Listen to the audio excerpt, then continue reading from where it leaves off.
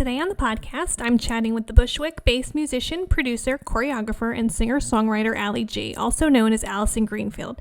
Listen in to hear us talk about her creative process, what she does to de-stress, her favorite musical endeavors, and more. Welcome to the Eat, Sleep, Breathe Music podcast, where we talk all things music. I'm your host, Jeanette Kimzel, blogger and music enthusiast. Let's get started with today's episode. Welcome to the Eat, Sleep, Breathe Music podcast. I'm your host, Jeanette Kimzel, and I'm here today with Aly G, the neon hip-hop doppelganger of musician, producer, choreographer, and singer-songwriter Alyson Greenfield. Spitting rapid-fire rhymes with equal parts feminism, fierceness, slaying the mic with quirky, clever raps about gentrification, misogyny, superpowers, and ovaries. Greenfield is also one half of POLYVOX with Joe McGinty from the Psychedelic Furs. She has earned accolades from The New Yorker and HuffPost and New York's Deli, and was also one of the first artists chosen to record at Converse's Rubber Track studio in Brooklyn. Welcome to the podcast. And should I call you Aly G, Alyson? What do you want to go by? It's whatever you want to call me. It's okay.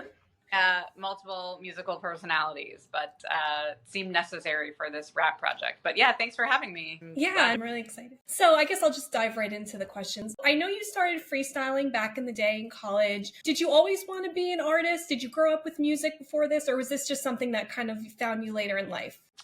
I grew up like writing songs since I was maybe in 5th grade, but no one in my family did music, and I was really obsessed with the piano, so I asked for piano lessons for like 2 years. My parents were like, okay, I guess you can play this. Like, no one was really into like music, but I felt like I knew I really wanted to do it. So yeah, I've been kind of like writing songs for a really long time, but it was always for me, not really. I acted when I was young, but sharing my own songs felt very vulnerable. So I didn't really do it until some years like post college. And I definitely, rapping wasn't, I was freestyling kind of just when I lived in Wisconsin. That's where I went to college, and it was really, really cold. And so I was walking with my friends, and I was just trying to keep our minds off of how cold it was. So I just started freestyling, and they were like, what are you doing? And I was like, I don't know, but it's fun. But I didn't ever think about that being something I would, at that time, ever do on a stage or anything. Oh, that's awesome. In terms of your creative process, do you tend to start with music and lyrics together, or do you have an idea of like one thing and then kind of go into the other?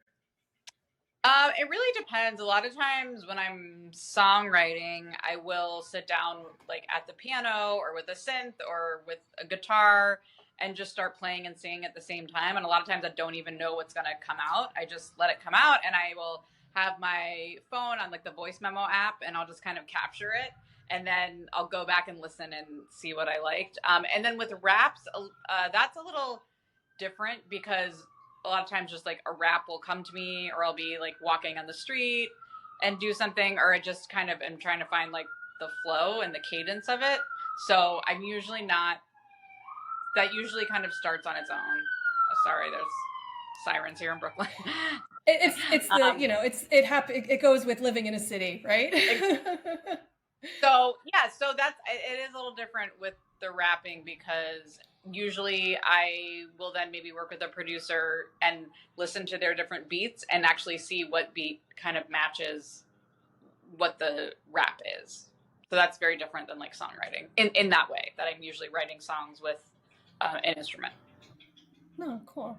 And do you find, is there ever moments of spurts of like where you feel that, rapping comes to you more easily at some points or other times? Like, yeah, I think it seems like whatever the topic is about, I feel like maybe I'm trying to be like cheekier or funnier with the raps, but also like anger can come out in a different way, and especially anger maybe about things that are going on in the world or social issues. Like it's interesting. I feel like I put like anger, confusion, comedy all into one in my raps, whereas like songwriting, it's more, there might be some humor in it, but it's more like very personal, like things I long for, or has like maybe a lighter touch in a way. I don't know if that makes sense. No, it definitely does. And do you like one more than the other, or are they kind of like your children where you can't really pick the favorite? Yeah, you know, I also do electro pop as well, and I think for me it's like I wouldn't say bored, but I really love like new things all the time, and so I think what I've also found is like things will just come to me as a certain genre. I don't really pick that. I feel like all of a sudden I'll just start like, oh, I have an idea. Oh, it's coming out of me. I'm like, oh, this one is a rap. This one is a song. This one, you know. And for a while, it was really just songwriting until a couple times rap started coming, and I was like, oh, I guess that's what it is. And I didn't really know if that was something that was going to stick, but then it kind of kept coming to me for certain things. So yeah, it really, I get excited about the different forms for different reasons. And I think that's been a little challenging for my artistic career because a lot of people are like, well, what do you do?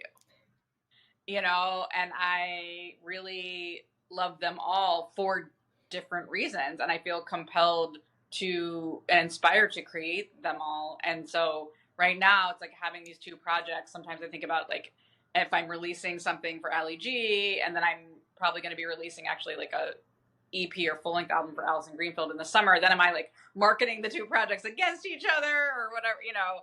But yeah, it's hard for me to just do one thing or even say like, oh, this is my favorite, because on a different day or a different hour of the day, a different thing will feel like my favorite. You know? But you know, that's good too, because I feel like now it's not so much where it used to be like how rap and other music was so kind of segregated. Like I feel like a lot, at least from things that I've listened to, like there's a lot of different influences kind of melding together. Yeah. So, you know, like it's great that you can kind of do all of this because it also makes you more dynamic as an artist. I hope so. You know, I do them all. So yeah, there was a part of me that was thinking, oh, should I just also have the rap stuff be in Alyson Greenfield? But I feel like there's something else with the project that it's also just so much more like pop. It's like pop, electro rap type of thing that I feel like it's fun to kind of have that as like another personality. Whether it's might be a little harder for me to manage the two personalities, but I think it's fun in a way to have it as like a separate project. Yeah. And it makes you dynamic because also, I mean, you have this whole other career of doing film and television. I listened to the audio reel on your website, and I was just like, wow, like you're so talented, all the different things that you can do. And how do you come up with all of these different musical numbers? Well, thank you for listening, and I'm glad that you enjoyed that. Yeah, and then the composing is a whole other thing, right? Because the composing is like, how do I come up with that? Do you mean, are you talking about just like how do all these things come to me? Or like for some of those things that you listen to, I was hired to write things for a film or for a TV show or something. So sometimes it really is almost like an assignment, which is kind of fun. So you need to match the emotional field through music to picture. Then some of those things, it's that I had already written something, and then the TV show or the film felt like it matched to their picture. And so it depends. Like when you're listening to that reel, right, that's like a compilation of multiple compositions and songs of mine that have been placed or composed for film and TV. So it's kind of different with everything. And I never thought about getting into that. But then through different channels, some people heard my stuff. And then it was really cool to see, oh, my stuff that I write for me actually goes to picture, kind of as they say. And then having some people ask me to compose for stuff was also, it's just another way to create. And I never planned on doing that. I mean, I don't even really read music, but I write music.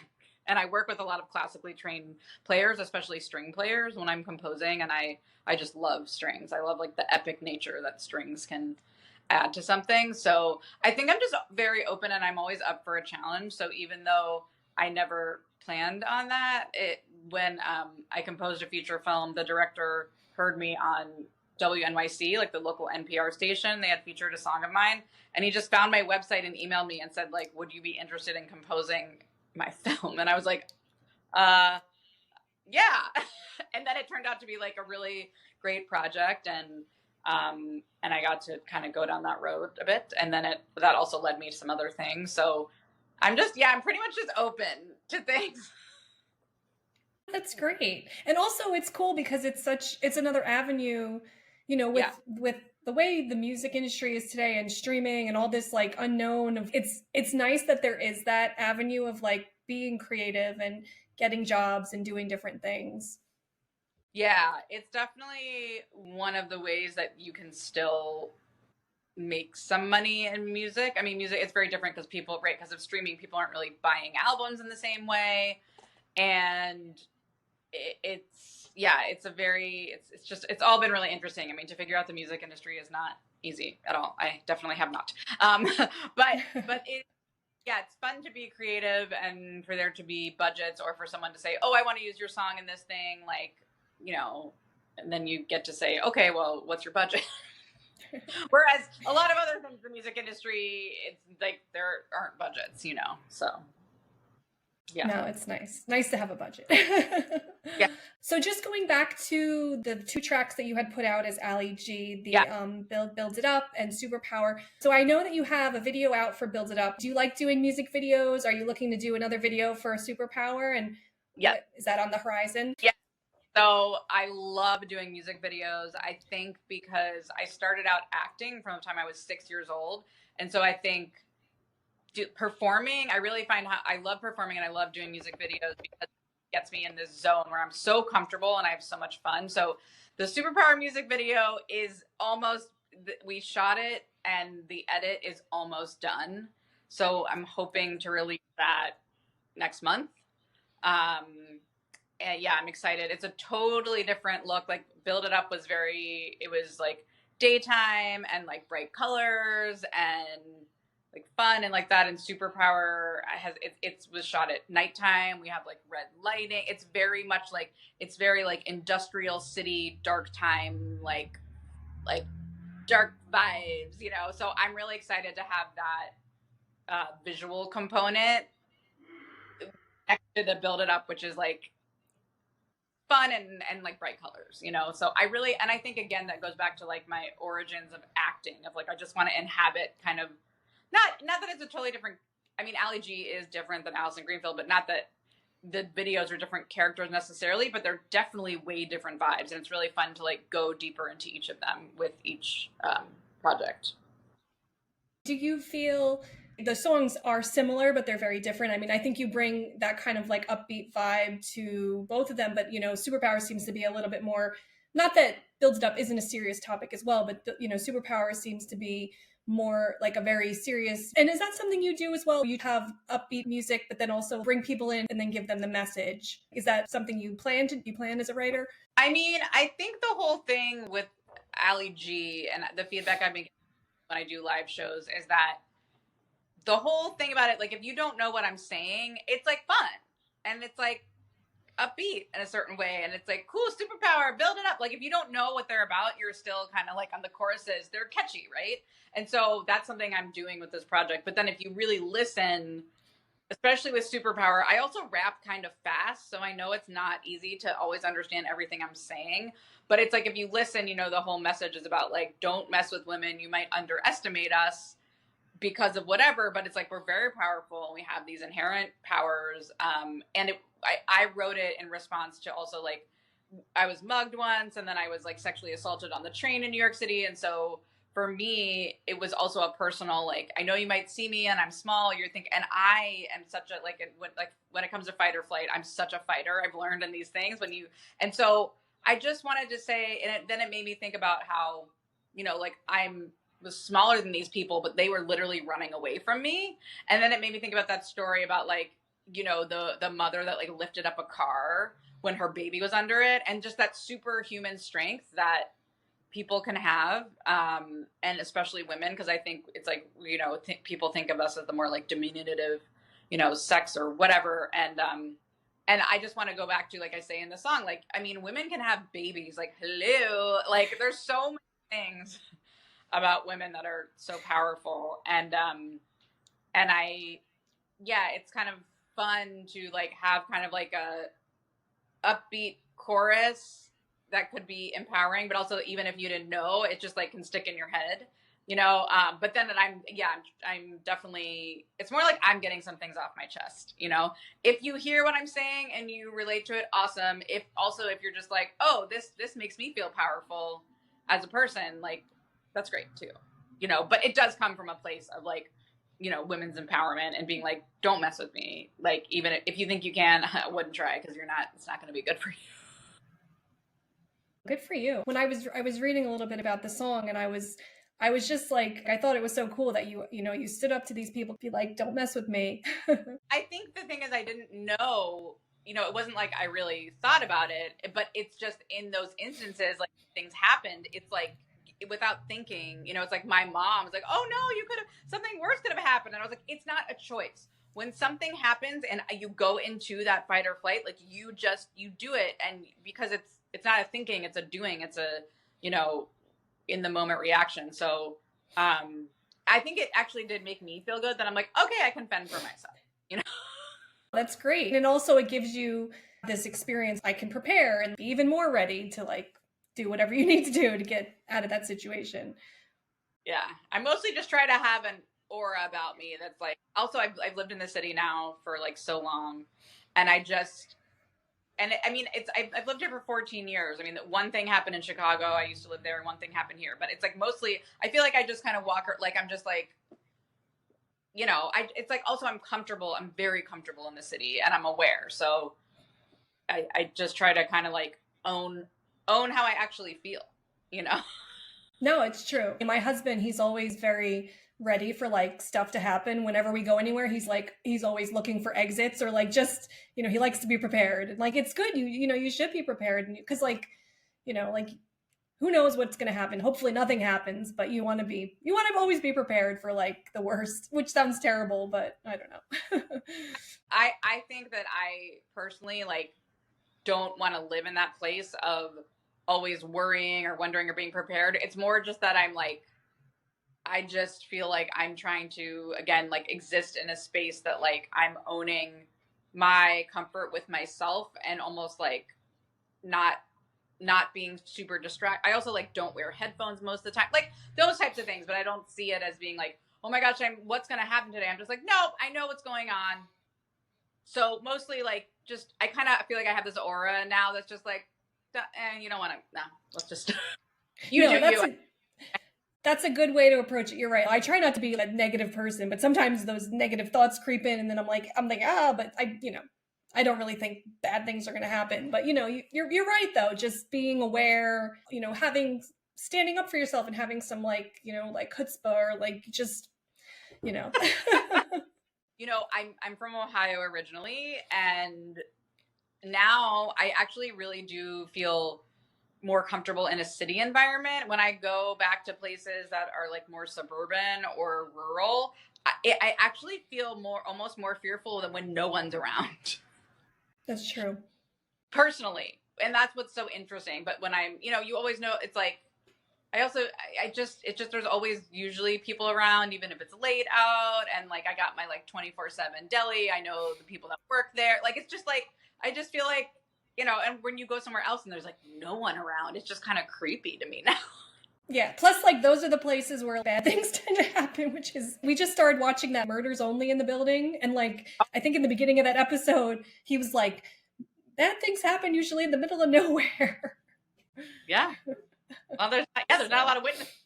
No, yeah. But I forgot to think about things like that. But really, just that again, just like that, I do feel quite comfortable in the city, like very comfortable. And it's surprising to me as someone who grew up in Ohio that I actually feel more comfortable in the city than if I'm somewhere in Ohio. Like, even if I go to like a family member or a friend's house and just no one's around, Yeah.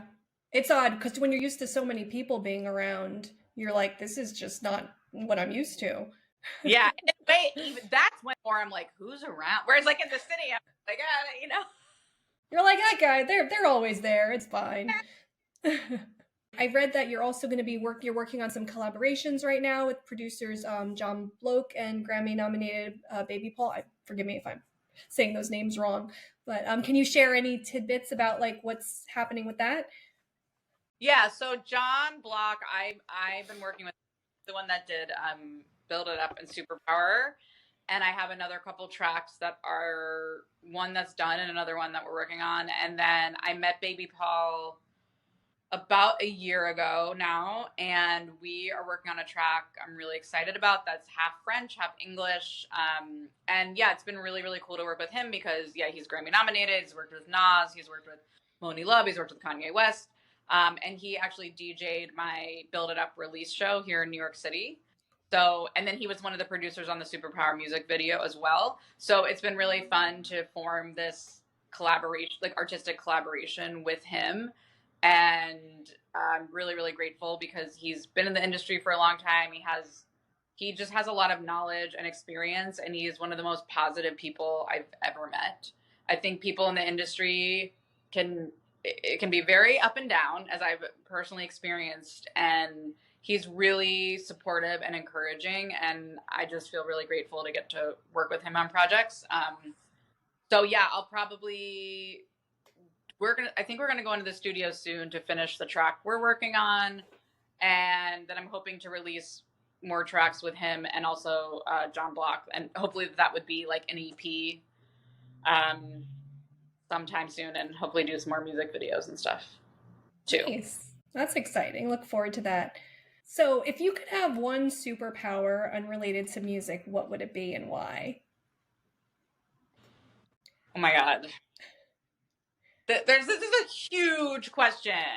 I could answer this in so many ways because, like, the first thing that comes is that, like, just with so many things going on in the world, my first thing is that, like, no one would die, like, not of natural causes or something. Like, no one, like, peace, I would actually be able to, like, instill peace and understanding among the people of the world. That's the first thing that comes to mind, that I could just, like, wave, and it's just, like, you know, not only would people live, but people would understand people that they don't understand. I just feel like so much in the world, there's so many people pitted against each other. And I think that at the bottom of it, like, if we can just see the humanity of each other, like, we really all are way more similar than we think. That's why I love living in New York City, because there's so many different types of people here, and we interact well. And people say New Yorkers are mean. They're not mean. They're so nice, and everybody helps people like they don't know. Day in and day out, I see it, and it just really breaks my heart. War breaks my heart. Gun violence breaks my heart. You know, everything that's happening in Gaza right now breaks my heart. I just there's so many things that I get really overwhelmed by the news, as I think most people do, that it's just like, why are people in the world treating it? Why? Like, why don't we care about, like, everyone having health care and everyone having food to eat and, like, a place to sleep? And why anyway, so my superpower, I'm like, okay, now I'm really going on a tangent, but, you know, I think those are more my ethos, and sometimes I wonder, like, oh, should I be doing more about all this stuff? I do have an upcoming track that talks about patriarchy and war a little bit that's not done, but it's also, like, a funny track. So it's interesting how, as Aly G, that I try to put these things out, but these things are important to me, and I guess that would be my superpower, that I could somehow, like, sprinkle the magic dust that would, you know, eradicate, like, I guess what I think of as evil and killing and misunderstanding. Like, I just feel like, can't we just be nice to each other and, like, recognize, like, anyway, you get it. I think that's great. It's what you feel, what makes you feel better, and if you know, it would also make the world a better place. So it's a good thing to have. So, as a female artist, I know that you are also very into upholding other female artists. I know you had done the Tinderbox Music Festival back, like, I think about 10 years ago or so. Do you think that you're going to be doing anything more like that in the future? Did you like running a music festival? Anything coming down the pike? I liked it. It was a lot of work, like a lot of work. I did love being able to build community in that way, and having so many emerging female artists from all over the world, like, giving people a platform and press and some recognition and creating more community. But it really, after running it for 4 years, it really ran me down because I also founded it and we didn't necessarily have like a lot of capital, you know, financially. And it was great. We got great press and we had big sponsors and we had so many wonderful artists. Like, especially at that time, I felt like when you looked at festival lineups, there was just so many guys and male fronted bands, just so many. I think it has changed now.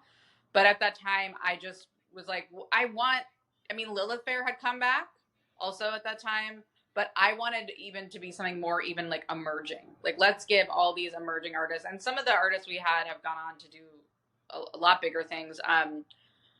You know, and it's I've helped organize and run other events, but it's not, a lot of people say that to me. They'll be like, oh, are you going to do that again? Or that was so great. And I'm like, it took over my life. So if someone came to me with like a huge budget, maybe, like maybe, I'm really glad I did it then. But yeah, I now, you know, I do try to be on bills with other female artists and like uplift them still, or if I'm organizing a show. But it's, yeah, I think I'm going about it more, especially through the AlyG project with Superpower and with some other things. I'm trying to do that directly through my music as well. Yeah, so it's taught me a lot, but it's not something that I'm like, ooh, yeah, it's such a huge job. No, definitely. Do you have any words of advice for any other musicians who are starting out, specifically female musicians? Advice for, you know, I think right now, I think is really difficult about the music industry right now is that in some ways things are more in artists' hands, but in other ways there's such an oversaturation. I think it's even harder to like make a dent because everybody is uploading their music to Spotify or SoundCloud. Everyone can make music videos. Everyone can do everything now. So, and that's great. Like the democratization of art making is wonderful. But to really get, you know, there's even, I feel like music industry people are saying like, yeah, I don't even know what's going on with press these. Like, no, I feel like there's a lot of like wild, wild west mentality where it's like, well, just do what you can. And I'm still figuring it out because when I started more, when I moved to New York, it was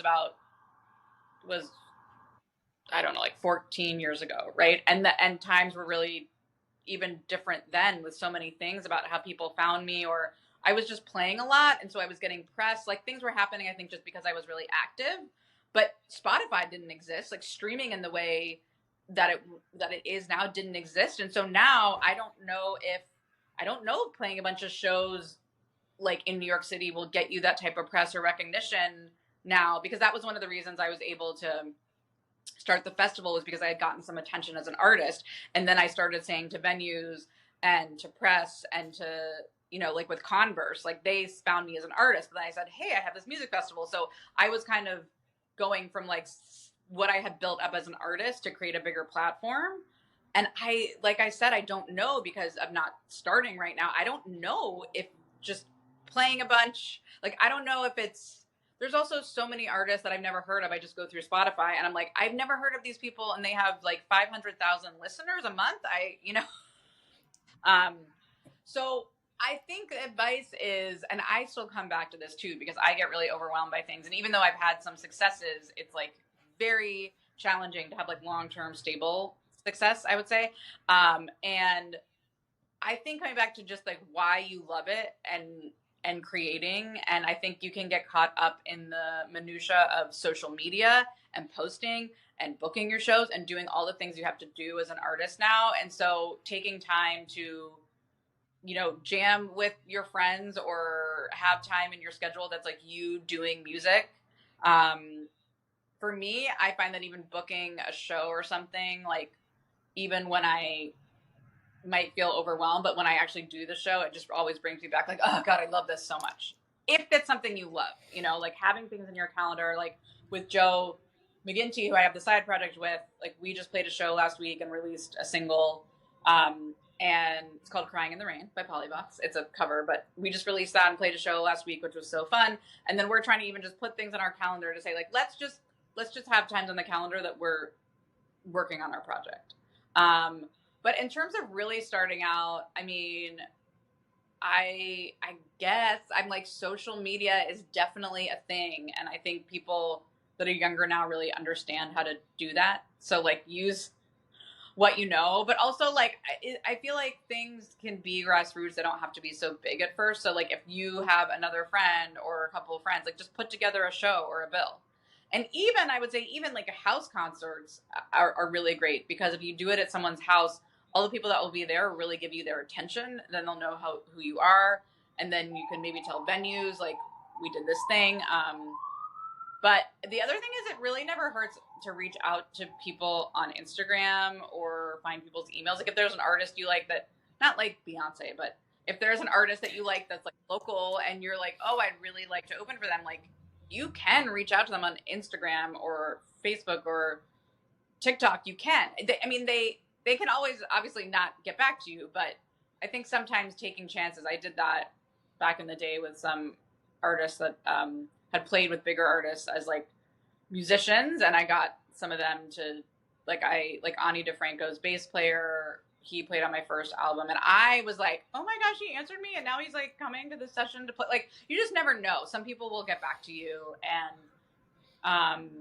but I think remembering like why you're doing it and what you love to do, and making time to do the thing you love to do, is really important.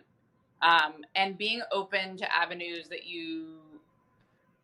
being open to just like seeing how the world responds to your art. Like, for me, I never set out, like I said, to do anything with TV and film, but it did come to me, and then being open to that led to more opportunities in that way.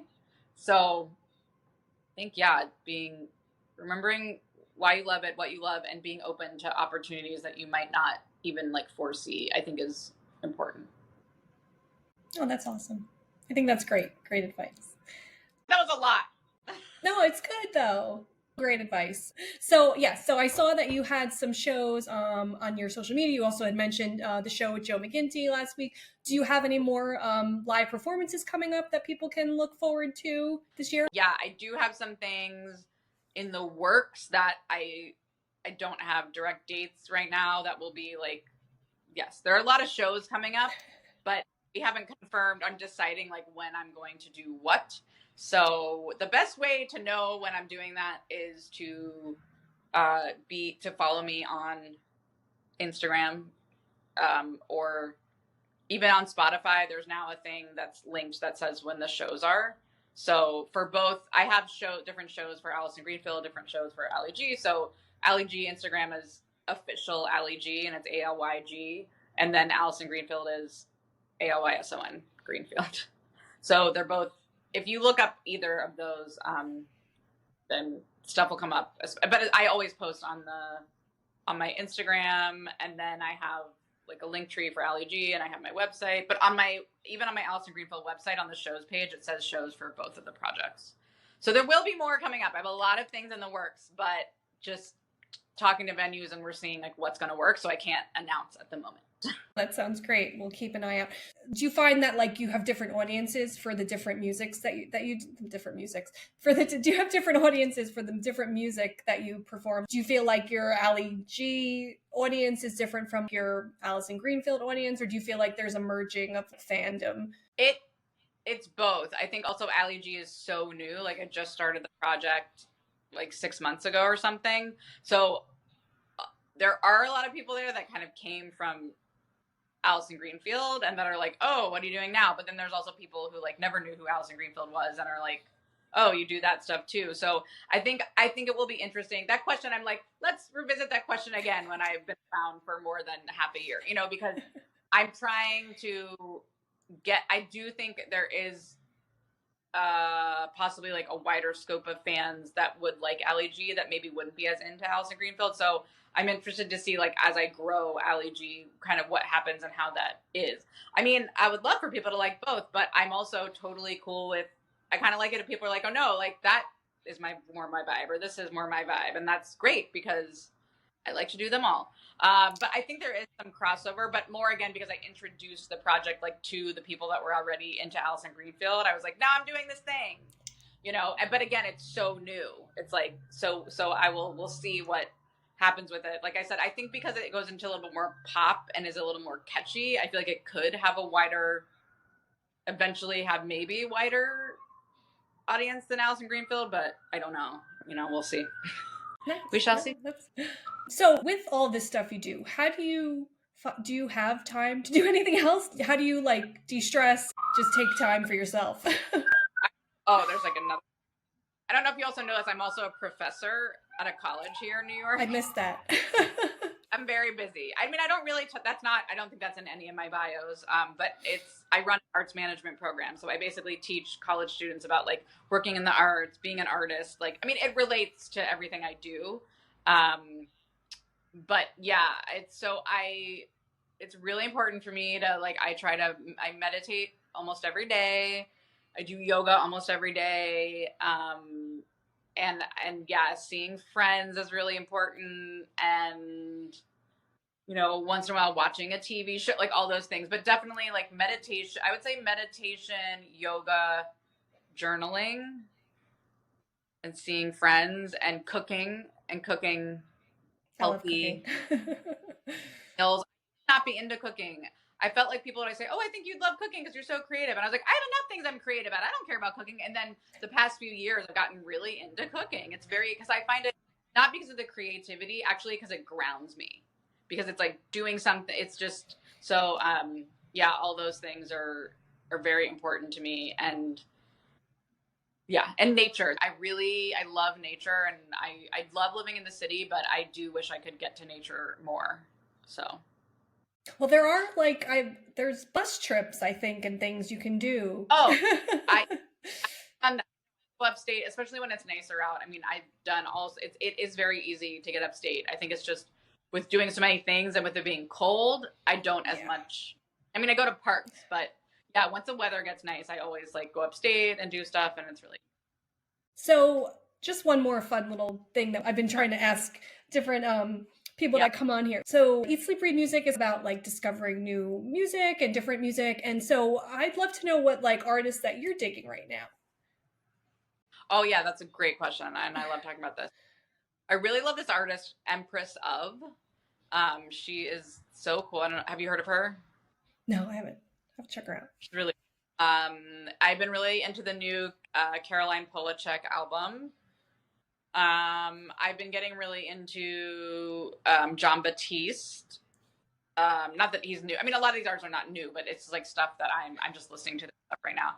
But I've also really been getting into like Charlie XCX, like as in the pop world.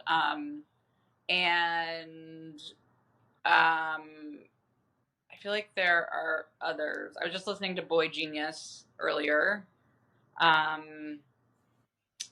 Who else? Yeah, I feel like those are some artists that I'm into. I'm really into like female electro pop these days is a big one that I get excited about. And then John Batiste, I watched there's a Netflix documentary out about him, and I've always thought he was amazing, and I've seen him, actually saw him live during a Black Lives Matter protest. Like he also does a lot of stuff with protesting and activism, and I just find him just a really amazing artist. So going back through his work has been really cool, and he's really inspiring. So yeah, so that's kind of what I've been listening to.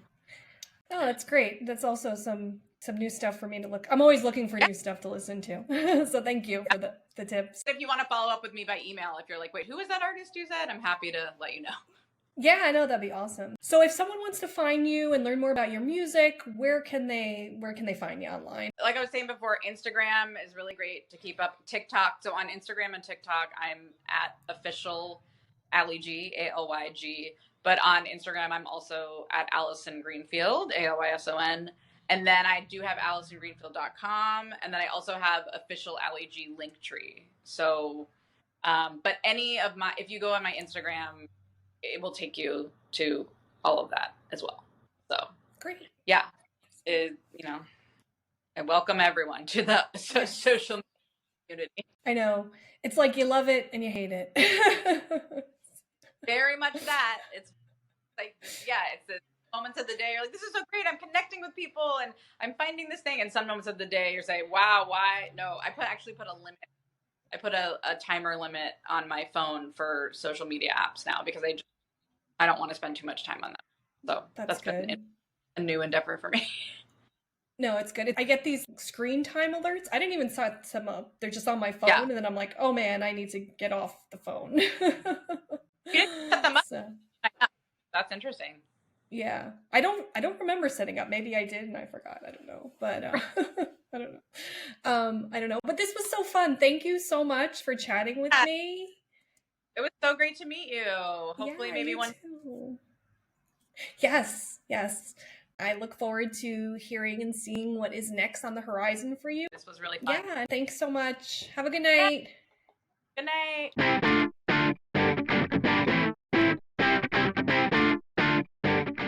For more information on Aly G, check out her official website, AlysonGreenfield.com. That is www.ALYSONGREENFIELD.com. You can also like and follow her on Facebook, Instagram, and Twitter. On Facebook, she is at the handle official Aly G. That is OFFICIALALYG. On Instagram, she can be found at Alyson Greenfield or official Aly G. That is AYLSONGREENFIELD or OFFCIALALYG. On Twitter, she is at the handle Alyson Greenfield. That is AYLSONGREENFIEL. You will also find links to these in the show notes on our website. If you're looking for more new music, be sure to subscribe to our YouTube channel to get the latest podcast episodes and other artist features. You can also find more music features on our website at www.eatsleepbreathemusic.com. That is EATSLEEPBREATHEMUSIC.com. Thanks for watching and see you in the next episode. Thanks so much for watching the Eat, Sleep, Breathe Music podcast. To find new music and learn more about what we do, you can check out our website at www.eatsleepbreathemusic.com.